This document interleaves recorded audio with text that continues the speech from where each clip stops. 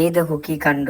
কালকে বললো regular blog ডালবে, এখন পড়ে পড়ে দাদা ঘুমাচ্ছে। এই ভাই, ও তুই যে বললি রেগুলার ব্লগ দিবি, কি ও করছিস এটা? সরি বন্ধুরা, আসসালামু আলাইকুম। চলে এসেছি একটা ইন্টারেস্টিং ব্লগ ভিডিও নিয়ে। অ্যাকচুয়ালি এক্সাম দিয়ে বাড়ি এসে একদম দুপুরবেলা খাওয়া দাওয়া কমপ্লিট করে ঘুমিয়ে পড়েছিলাম, তাই ব্লগ আজকে কন্টিনিউ করতে অনেক লেট হয়ে গেছে। তারপর আর কি, যেমন বলা তেমন কাজ। প্রতিদিন যেহেতু তোমাদের ব্লগ দিতে হবে, তো এখন ফ্রেশ হয়ে একটু আয়নায় তোমাদের সঙ্গে লুকটা শেয়ার করছি। আজকে ফ্রেশ হওয়ার পর এটাই আমার লুক।